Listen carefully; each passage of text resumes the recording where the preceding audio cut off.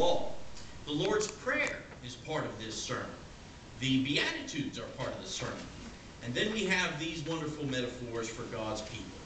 We are the salt of the earth. We are the light of the world. And it's great how these common phrases have become rather relatively known in modern day English usage. We've heard the city on a hill metaphor, for example. That came from a sermon from John Winthrop.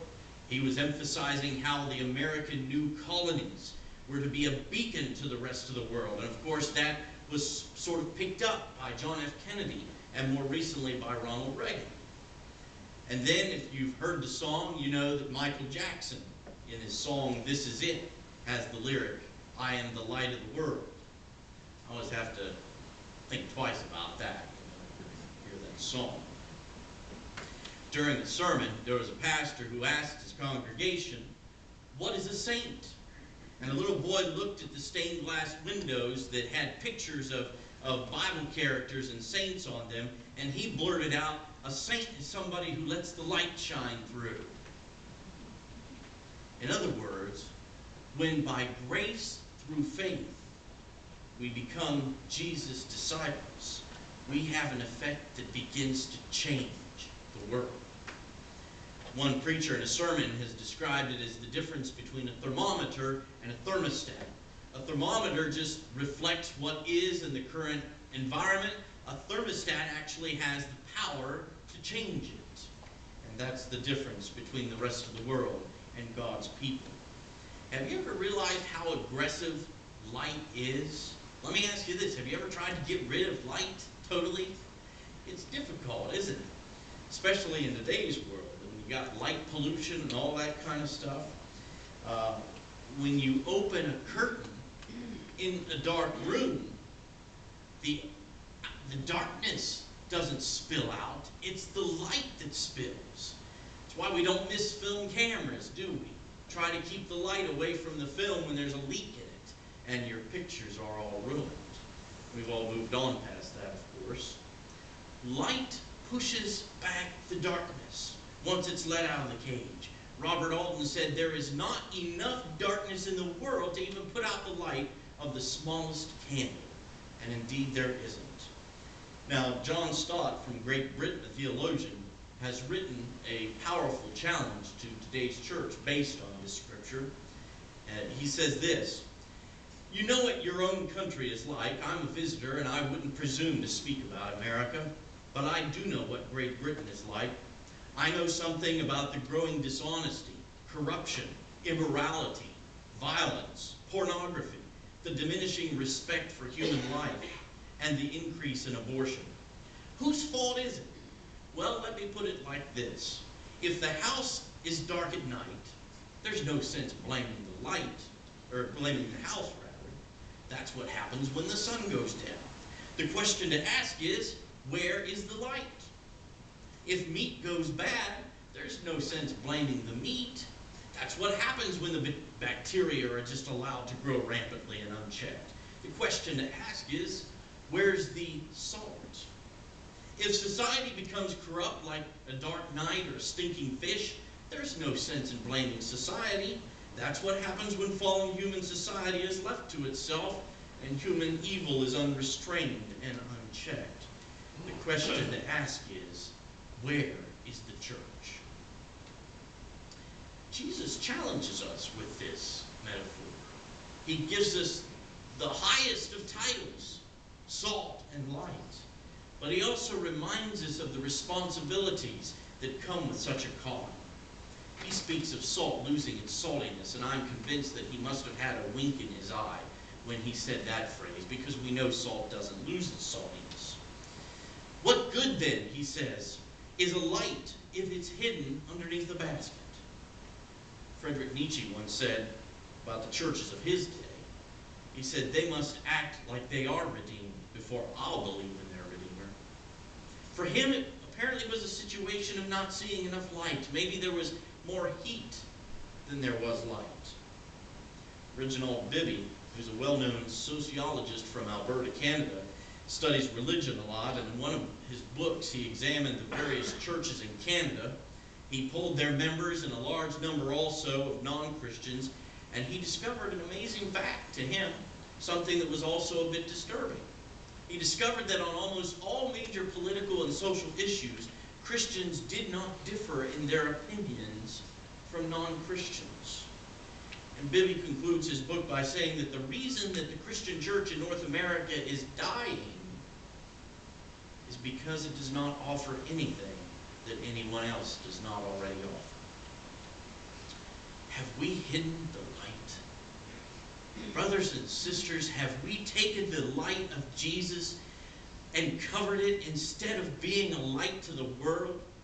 Have we become more conformed to this world instead of allowing ourselves to be renewed by the Spirit of God? Oh, have mercy if we have. Have mercy. We are the light, Jesus said. And I think he is meaning that we are it. Without us, there is no light to this world. He is the light. And the Gospel of John, if we remember, says that his light is the light that lights men and women up. The light shines in the darkness, John said, and the darkness has not, nor will it ever overcome it. How do we shine the light? There are too many ways that we could shine the light in our world to begin naming every one of them, I think.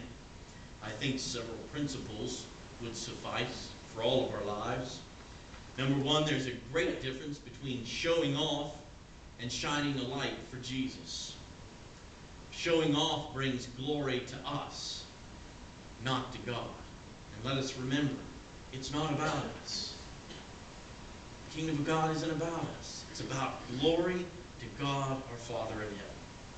So our work should be done in such a way and with such character that men and women do give glory to God and not primarily to us.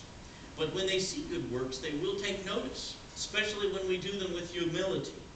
They realize that there is more to what we are doing than just simply gaining or trying to get attention for ourselves. In many cases, some folks may ask if we are Christians, and there we might have an opportunity to not only glorify God, but we might have an opportunity to save a soul who doesn't know anything about the light of life in Jesus Christ. Oh, what a blessing that would be. That's what it's all about. Here's a story that I think shows one example about how one man in ancient history shined the light for Jesus. And if you've heard this story before, listen to it again. It's an inspiring story to me whenever I hear it. It's about Saint Telemachus, a monk. He was a man who was enjoying living in a reclusive setting, full of the beauties of God's creation in the monastery. He didn't have any reason to want to do anything else. He was a quiet guy. But one day he felt that God was calling him to go to Rome. And he couldn't quite figure that out at first. He hated Rome. He enjoyed the monastery. But he felt God needed him in Rome. So to Rome he went. And he entered the streets of Rome on January 1st of 404 AD. And immediately he was overwhelmed by the artwork, the monumental architecture around. And he was disgusted by the way that human beings can worship themselves, especially in Rome. He got caught up in a crowd that almost involuntarily drew him into the Colosseum. And as he sat in the bleachers, he was shocked by the spectacle of bloodletting that he was seeing before him. It was the gladiatorial fights that were happening. Humans massacring and butchering one another. And he was just simply aghast. As soon as the violence started, he stood up and he screamed, "In the name of Christ, forbear!" And his voice carried well in the amphitheater that was designed for just such a thing. Everybody heard him. He ran down to the stairs and into the center of the arena, all along hollering out that plea, "In the name of Christ, forbear!" And people laughed. Someone yelled from the stands, "Run him through!"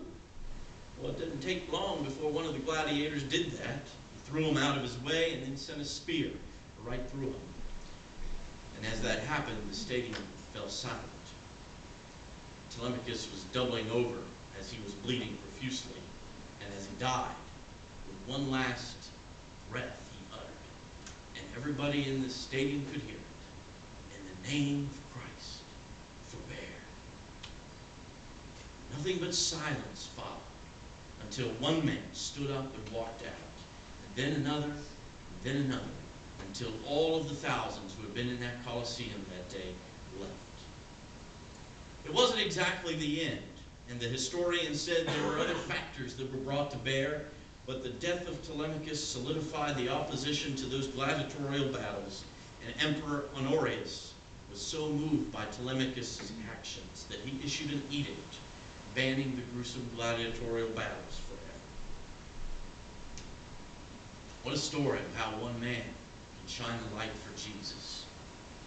Now, we don't all have the same calling to shine our light like he did. Our light may never hit the eyes of somebody as influential as a Caesar or as a president. But for Telemachus to stay silent in the face of what he saw would have been the equivalent of hiding his light under a bushel basket. I'm convinced that even the most humble witness that we might make to the love of Jesus Christ can make a huge difference in dispelling the darkness that surrounds the world in these days that we live. I pray that we would be salt and the light that God calls us to be. Amen.